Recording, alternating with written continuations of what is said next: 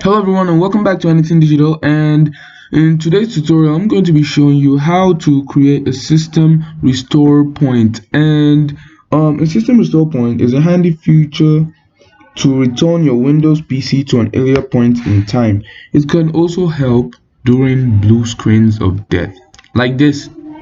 Yeah, it's really handy. So let's just get right into the tutorial because it's gonna be a really short one. So first we're gonna just go into control panel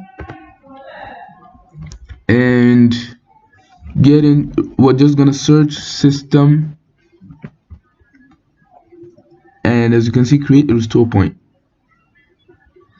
and we're gonna hit on this and hit create. I'm just gonna name it. Let me just name it Anything Digital.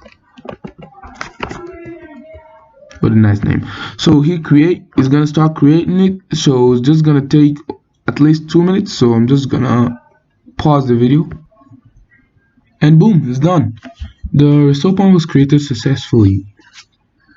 So I'm going to show you how you can restore your PC to an earlier version, and also I'm going to create a separate tutorial for the ones on blue screens, but instead I'm just going to show you how to do it.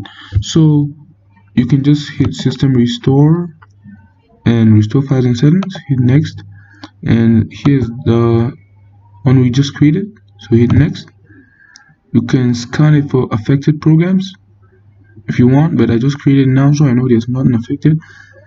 And once I hit finish, it's just gonna start restoring it. But since I don't want to do that, I'm just gonna cancel it. And so thanks for watching. Please make sure to like and subscribe, and if you love the video, make sure to share it with your friends. Thank you.